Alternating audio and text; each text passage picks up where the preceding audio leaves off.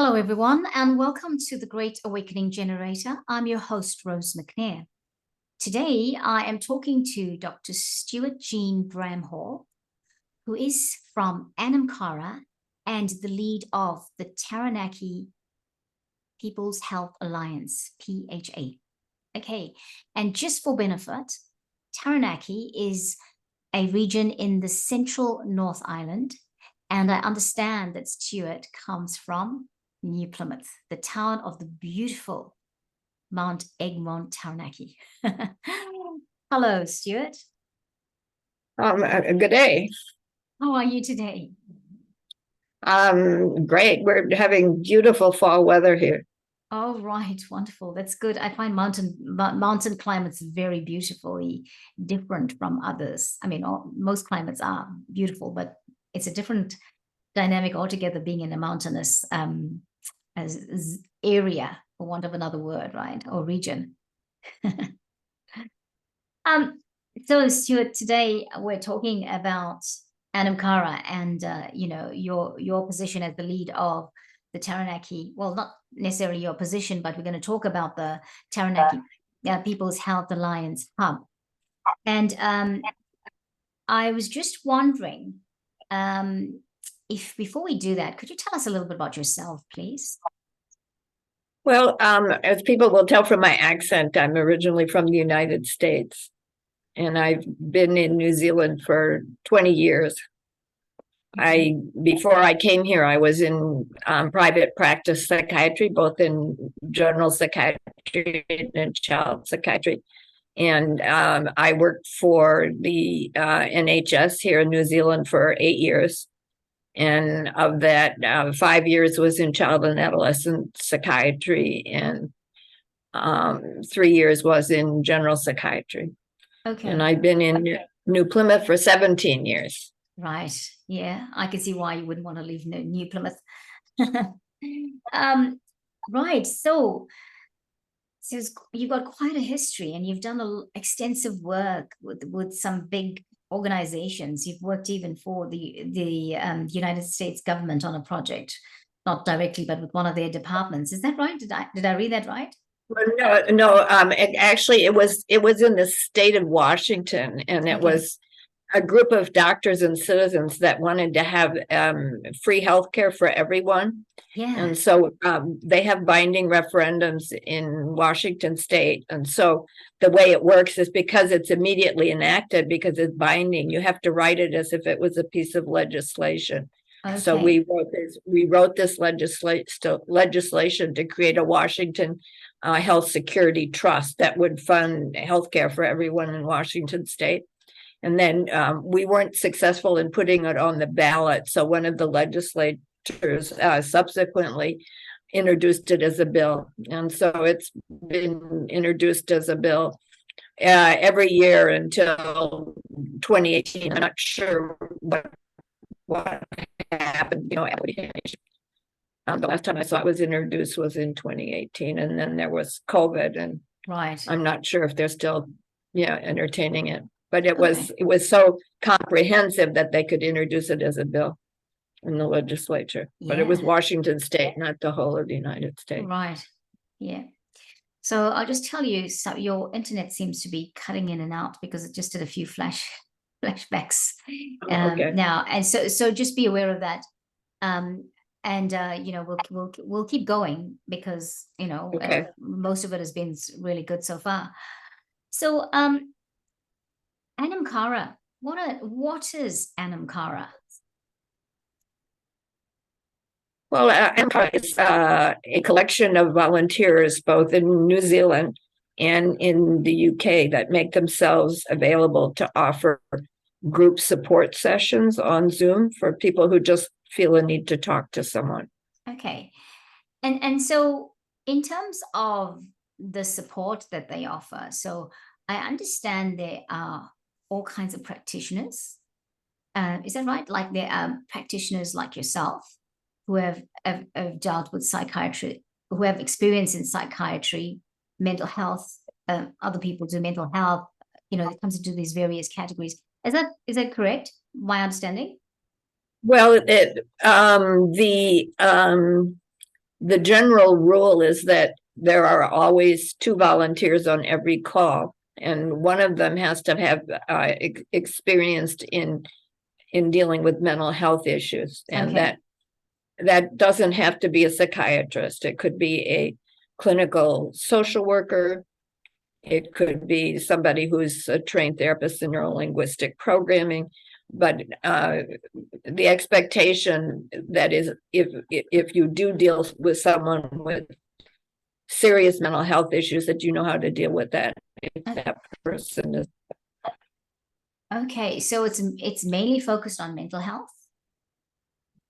No, it's not mainly focused on mental health. It's mainly focused on just things you want to talk about. Okay. Most of the calls I've been on, it's been family members dealing with conflict between vaccinated and unvaccinated members of the family. I've also been on a call with somebody dealing with vaccine side effects. But we live in a society right now where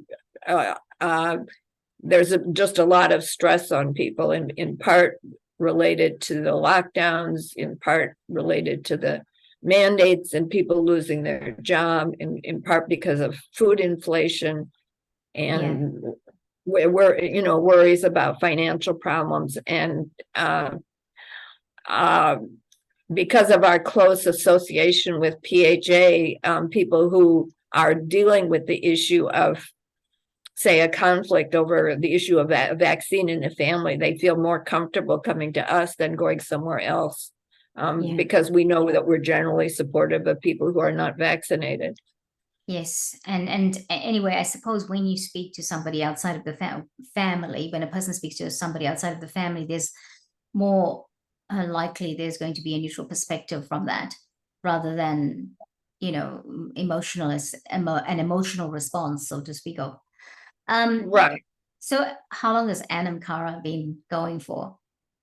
Well, my understanding that in the UK it's been going for nearly a year, and that it started in New Zealand around the same time that PHA started. I'm not sure exactly when that was. I think it was about 6 or 7 months ago that PHA New Zealand got started. Yes, I think July, August, something like that, or maybe. Yeah, that's what the dates for me. I remember it from the way back then, but I mean, it's obviously I suppose things that are more official when that came to be, might be lesser time. So yeah, I'm still, when I come back to Anam Cara, I'm hearing what you're saying, and I'm hearing there's a lot of counseling in it. And is it a word we're going to use to describe the offering? I wouldn't really call it as counseling. I would call it support, active listening. Yeah. So that's what we offer people. We'll listen to them without judging them. Okay.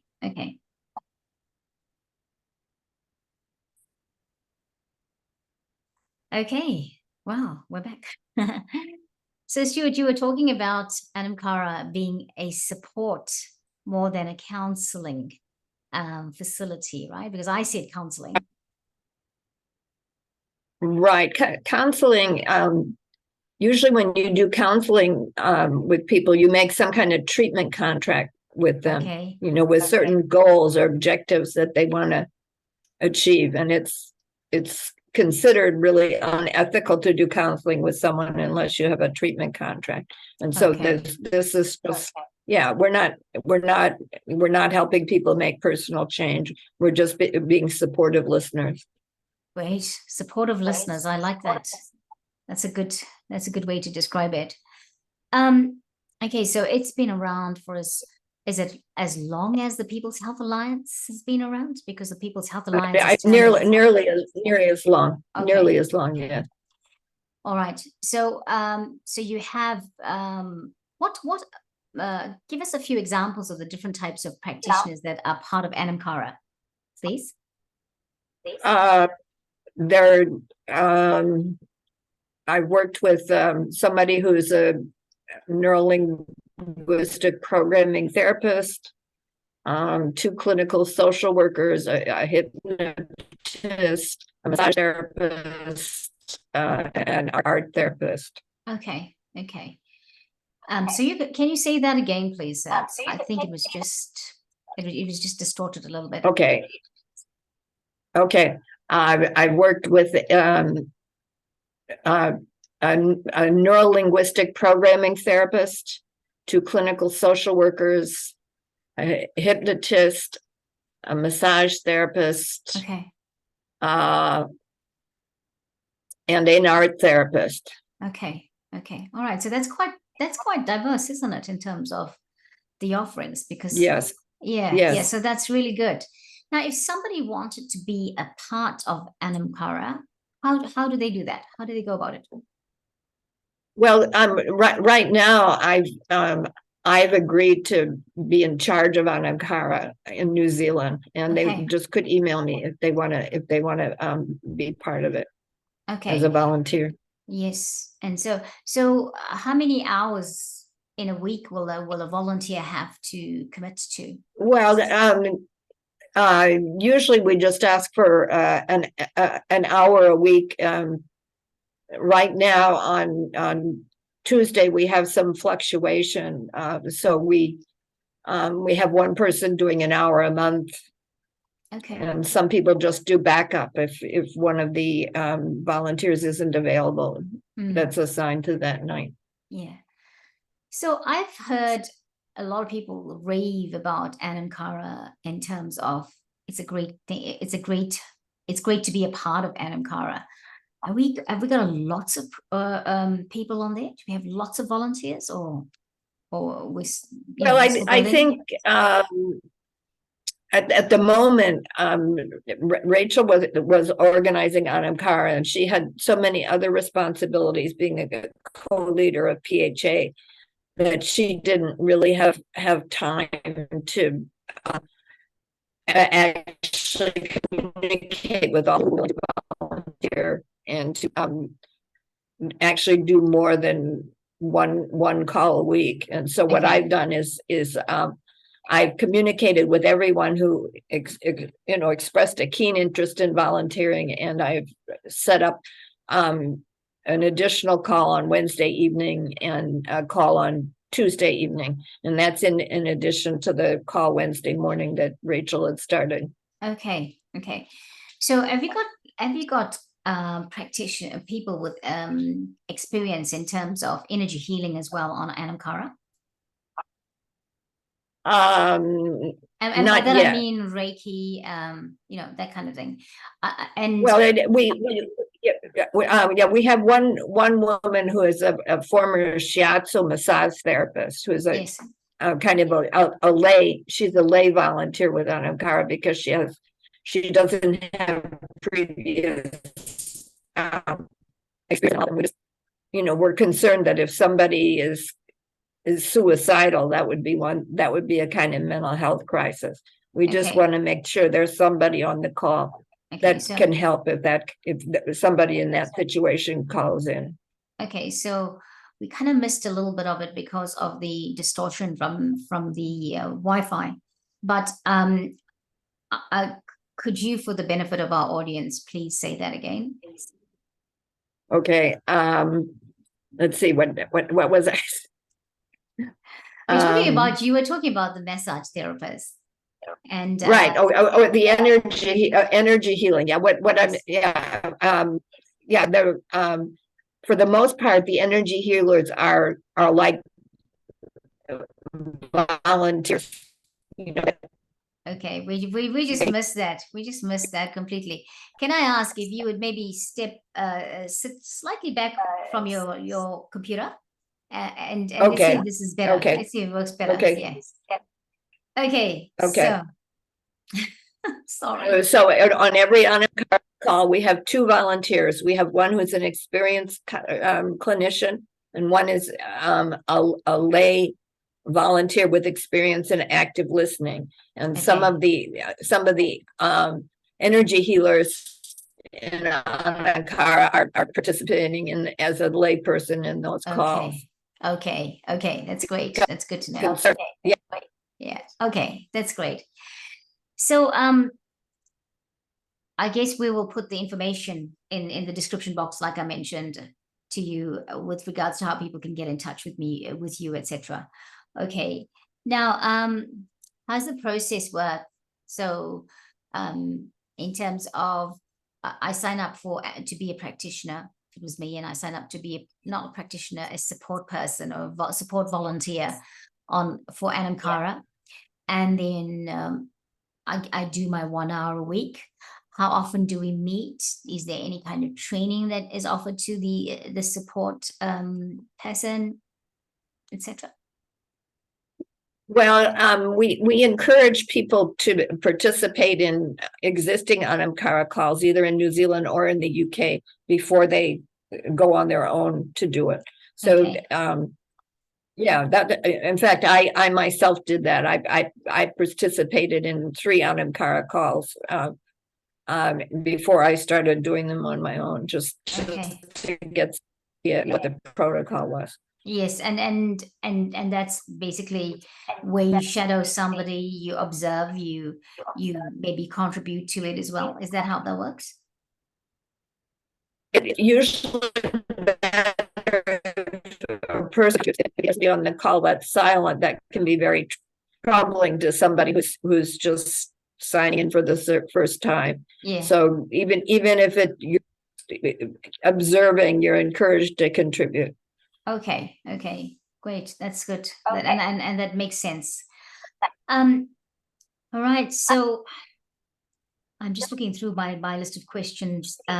So how often do you meet as a group? We don't have any regular group meetings. We frequently, because the service is just getting known, we frequently have calls where no service users. If there's any Anam Cara business to discuss, we will discuss it on those calls where there's any service users. So I'm sorry. I'm really sorry, but that was completely distorted for most of what was the important part of the answer. Can I ask you to say it again, please? Okay. Wait, was it better with the volume being higher? Or? I don't know. I don't know. Maybe it was, yeah, because we seem to have more of that since the volume has been turned down, isn't it? Okay, so should I put the volume up? I'll put the volume up again. Let's put it up and see what's happening. It's actually something that's distorting even your camera. And see again, yeah, okay. So have you got things open on your computer, like mail and stuff, maybe mails coming in or whatever? Oh, okay. Right, I'll shut this down on my computer. Yeah, I think so, because these things that are happening in the background are interfering with us. Okay, so I've shut down everything except Zoom on my computer. Great. That's good, because why I think that's the reason is when you went to change the volume, it did the flash again. Yeah. Okay, all right. Okay, all right. So should I change the volume? Can we carry on without that and see what happens without you doing that? Okay, sure. Okay. All right. So what were we talking about now? So we were talking about, you asked how often Anam Cara met. Yes. So what I said is that at the moment that we have discussions about operations when we have calls where no users call in. Okay, that's good. So the People's Health Alliance, the hubs. So you have a hub going. And I think for me, that was one of the things I really wanted to talk about with you, because I felt like, seeing that you already have a hub going, it would be nice to know, how did this hub come about? What was the process? So could you tell us about that? Well, I learned about PHA New Zealand from a friend of mine that I worked with for about 2 years in Voices for Freedom, New Plymouth, and she mentioned that PHA was starting and sent me a link for the Telegram page, and I saw there was a Zoom call, so I got on the Zoom call, and they explained what we needed to do to start a hub, and there have been some Yes. concerns locally that our Voices for Freedom local group has kind of been fragmenting Okay. over the last 6 months or so. And so it seemed a good way to kind of rejuvenate the energy, and and that people would be real clear in what they were trying to accomplish. Yes. If we tried to start a PHA hub. So it was fairly simple. All I was asked to do was to set up a Telegram channel or a Telegram group for PHA Taranaki. And I was immediately contacted by a woman from Inglewood who wanted to start having meetings straight away. And I was for over Christmas, so we had our first meeting of what she wanted to call the planning group in January, and we our first item of business was to organize a actually face-to-face meeting for the people who were on the Telegram channel. And so we had that meeting, and the membership of the planning group kind of changed after that. And so then we had an opportunity to volunteer at WOMAD and make $1,500 by working as security guards. So we did that because we knew that we would have to have some money if we were going to try to get premises. And we started a provider directory where we've organized a second meeting, which is gone. We've notified the whole public in Taranaki of our next meeting, because we want to open it up to people that aren't part of the core Telegram group. Yes. Yeah. And we've set up a provider directory so that we can start making referrals to people who are needing services. Okay. Because we noticed that was one of the first things that happened, is people were requesting services for various kinds of physical problems they were dealing with. Okay. So I'll take a step back now, and one step back. I probably should have asked this first. What is a hub?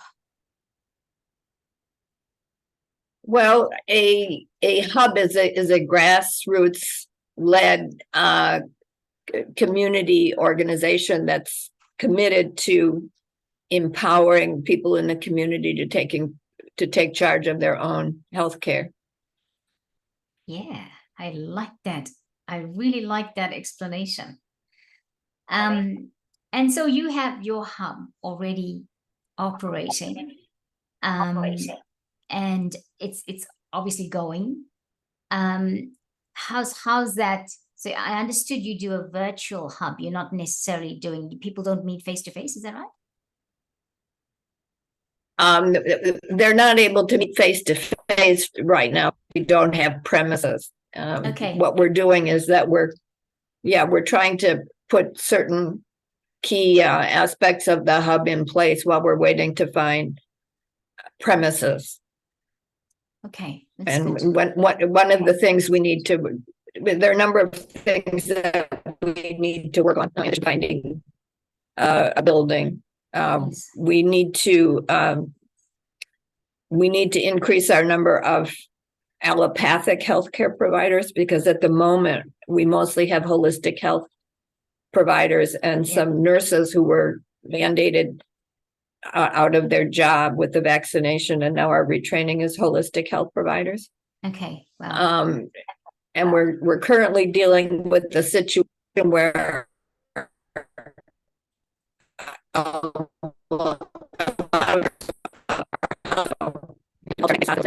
Batu Aura. All the hospitals are called Stuart, Batu. I'll get you to start saying that again from we're currently dealing with, and we just lost everything after that. We're dealing with a situation at Taranaki Base Hospital where a lot of our doctors and nurses, because they're so overworked, are leaving and are going to Australia. Okay. So we would like to set up a governance structure fairly quickly to see if we could persuade them to stay and work with us instead of going to Australia. So one of the things we've been looking at, is a user cooperative. In a lot of countries where there's a piece missing out of their health system, they start something called a user cooperative, and it would be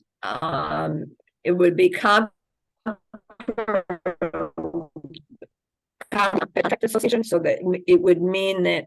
So we missed that little bit about it would be. Sorry, I have to do this. I don't mean to be horrible and interrupt you all the time. No, that's fine. Okay. It would be comparable to a private contract association. Okay.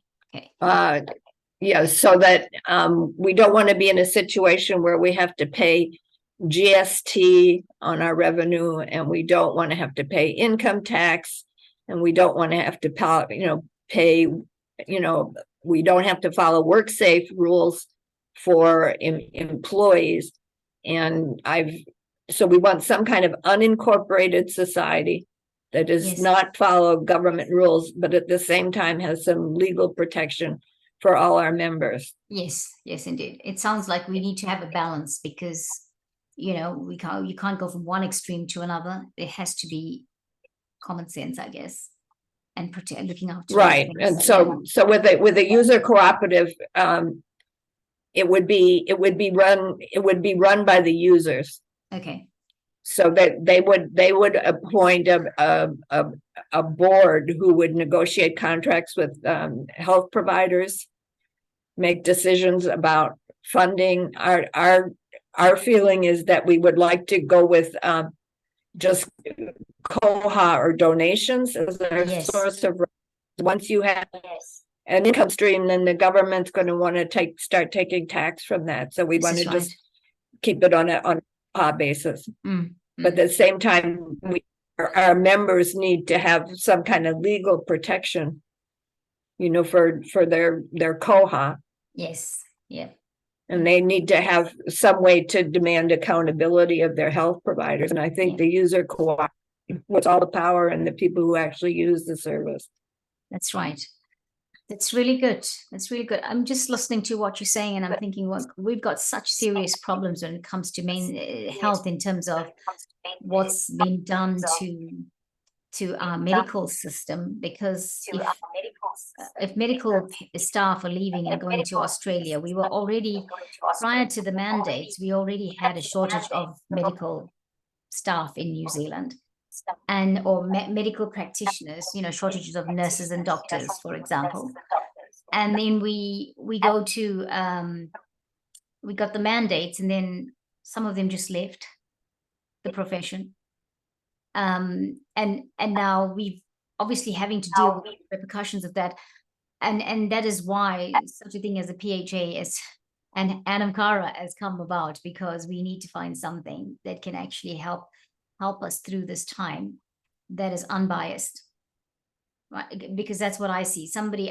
Because for me, I'll be honest, I'm not really keen to go and visit my GP, for example. I'm really me neither. I'm really refusing to do it.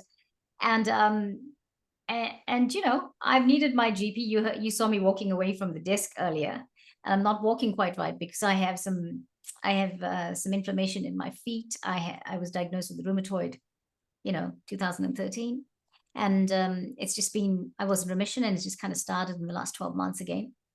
But I'm not going for that help because I just don't know what I'm going to get. I also try to see the GP that I resonate with the best, and it's very hard to get him because everybody else seems to resonate with him as well. And so I get it. I understand. Well, I guess the way I see it is, when stuff that has happened, like has happened in New Zealand for the last, and I say for New Zealand because I've been in New Zealand for the last, say, 4 years, then these things were inadvertently going to rise up. They were going to come up, and people were going to find other ways and means to get to the health they needed. And that makes sense. Makes a lot of sense. Thank you for explaining the hubs, and thank you for explaining what they're made up of. I know that, you know, your hub is currently virtual because of the lack of premises, but I do hope very soon that that will change, because it would be great to see these little PHA hubs all over the place in the physical. And I just imagine a very happy, warm, comforting, loving place to go to, because it's so platformed on love. That's how I feel about the People's Health Alliance, PHA, you know. So I'm really looking forward to saying it, for somebody to say, we've got one standing up at the moment. And please come and have a look at it, come and see what you can take from it, etc. You know, it won't take long. I don't think it will take long. I think somebody will offer their premises even, because, you know, it's not people that are. Well, I think so, yeah. Yeah. I think that if we look really respectable on paper, people are more likely to offer, and that's why I'd like to set up a structure and a Yes. governance and a stream. And I think that you know, then it's just a matter of time before somebody offers us their premises. Yeah. And I mean, it's good. It's a good thing to do, to set up a structure and a governance, because, you know, it's guidelines for how to do it. And, you know, you get to obviously experiment and see how it progresses, and that, you know, take all the learnings from there and pass it on to other people. So really good to hear that. So, is there anything else you want to share with us that I haven't asked you? Well, I see there's not just health that's broken now. All right, our food system is broken, our Yes. money system is broken, our education system is broken. And when I read what's going on in the world, I don't think things are going to get better. I think they're going to get worse. It looks to me like the US dollar is going to collapse, and it's just a matter of time. And I just see that we in New Zealand are just very closely tied to the United States, you know, at least in terms of Five Eyes and security and whatever. And I just would hate to see something happen in New Zealand similar to what happened in the Soviet Union when it collapsed. Because what happened is that the KGB had just totally destroyed civic society. So you didn't have any to get people fed and to make sure that they had shelter, and to make sure that. Sorry to interrupt you, but we have to repeat what you said after the KGB, because it was completely gone again. Okay, so what had happened is the KGB had totally destroyed civic society in the Soviet Union. So there were no, you know, women's clubs or men's clubs or community groups or youth clubs. So there was no way to organize food distribution, you know, no way to help people when they're sick. It caused, actually, that period of collapse caused a 10-year decrease in life expectancy among Russian people. And so I think that we need to be prepared. Okay, now PHA has a very close relationship with People's Food and Farming Alliance, and I think that we need to organize both. Yeah, we need to organize both right now, so that when this whole mess collapses, that we have something in place to make sure that people are looked after, and that nobody drops through the crack. That's my feeling. Wow, what a big statement. And thank you for saying that. Really, thank you for saying that, because I think what I'm finding at the moment is that, you know, now that we don't have mandates, and the focus has not been about lockdowns and not been about numbers of people with the virus, etc. Some people have gone on with life thinking, oh, well, we can carry on moving forward. But I feel like New Zealand hasn't really had a reality check of what is actually happening in the rest of the world, because our information is so confined, or has been so confined up until recently. And still, even now with the mainstream, we're not getting told everything through that it is going to be a shock to a lot of people when this gets there, if this gets there. I'll add the if for the just in cases. All right. And so what you just said now, I think it's true. We need to have something that we can fall back on and say, well, you know what, we can look after ourselves locally in our communities. Within our communities, we can look after ourselves. We have the resources, we have the people. The resources doesn't necessarily have to be, the resources can be people, and not necessarily just having food, just the material stuff. So really very yeah, that was quite a profound statement you made there. And it's a reality check even for me, um so Could I correct one tiny thing you said? You said we don't have mandates. We still have mandates on doctors and nurses. They're not allowed to work without being vaccinated. Yes, that's right. Yeah. That is right. Thank you for that. They have 3 vaccines in order to work. Yeah, thank you for that. 3 vaccines is what they needed to have to work? Yeah, they need the first 2 and the booster, or they're not allowed to work. Oh, wow. Okay, that's good to know. Yeah, and when I say we, I wasn't really thinking about them, and they're so important. I wasn't thinking, I was just thinking about the general public, in terms of the general public. Right. Yeah, wow. So do you find, and I know I was going to say, I asked you to tell us the last thing, but I just find, what's not stresses, but what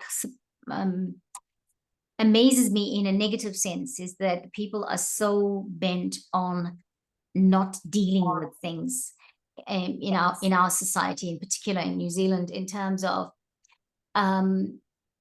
vaccination injuries, for example, not being spoken of much in the mainstream, but we know they're happening. We know people that are going through this. I mean, we know people you would know them because of the support you're providing.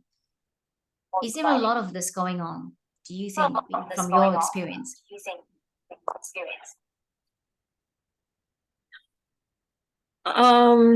Yeah, I have several friends who are vaccine injured that don't want to acknowledge that they're vaccine injured. Yes. One had a recurrence of severe breast cancer after 23 years. Wow. 6 weeks after her second vaccination. I have another friend who he's 3 years older than I am, and he had to be hospitalized for heart failure. Yes. After being vaccinated, and he also has a really bad Bell's palsy in his eye that he didn't have before he was vaccinated. Okay, wow. But they don't want to acknowledge that relates to the Yeah, so they don't want to acknowledge that it relates to the vaccination, is what you said. Yeah. Right. Yes, so I have another friend who Go on. I have another friend who developed myocarditis after his first vaccine, and he didn't have any more after that, and he's still waiting to see a cardiologist for the myocarditis. So part of the problem is people can't get follow-up with the vaccine injury. Yes, and I have a friend who's got a myocarditis also after the first one, and never intended to take it, but had to because of work, because of the mandates, after the mandates had come out. And as fortunately got an exemption, so he's able to keep his job, but he has not recovered. I mean, very young man, under 35, and cannot walk 10 minutes without having his heart going, ballistic, crazy. And so I just feel like, with him as well, every time he's unwell, he goes to the GP, and there's nothing they can do for him. Basically, they're saying to him, you need to ride it out. It'll get better. And yeah, no referral to a specialist or anything. That's how his GP is handling it. So, and then the other thing is somebody who didn't really believe that he had to take the vaccination. He's taken it, he's got an injury. But he also isn't open to looking outside of the mainstream for help. So you've got people that, that have no bad attitude about the lack of a vaccination, but just won't seek help despite, not being able to get help from the current health system, won't seek help outside of that because they just believe that is the only way to get help. They'll wait and see what happens. And it's very frightening. So for the experiences he goes through, but yeah. Right. Anyway, it's time for us to say goodbye to you at the moment. So, but you will hold on after we stop our recording anyway. So we do a bit of a chat after that. But anything more you wanted to share with us?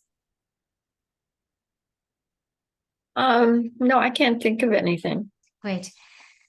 Stuart, thank you so much for your time today. And I'm really sorry about the technical glitches in terms of the Wi-Fi. But I'm hoping that, when this comes out in the end, it will all come out nice and nice and clear. And by all means, if we need to talk again, we will talk again. And I hope you'll have the time to talk with me again, because we can do it on a day where your Wi-Fi is better. Because you were saying something about weather earlier, and perhaps that's what it's got to do with. I don't have a Wi-Fi. I have broadband. Okay, that's probably the answer. I beg your pardon. I said Wi-Fi. I assumed it was Wi-Fi. Wi-Fi messes with your heart. I don't want to have anything to do with that. I wish we could all have had that choice, because in Auckland we moved house and they were no longer allowed. I used to have it in the old house, and when I moved house, like the new house did not have the facility for it because they'd moved it to only Wi-Fi. So there you go. Thank you so much again. Thank you so much for your time. And please tell us where you can be contacted verbally if you tell us, but I'll also put it in the description box. Okay, so it's my first and last name put together, Stuart Bramhall, at yahoo.co.nz. Yes. And you have a blog. Yes. So tell us about that. I do. Yes. Yes. So you're going to tell us about the blog, where people can check out the blog? Oh, okay. I have a blog that covers a variety of world events.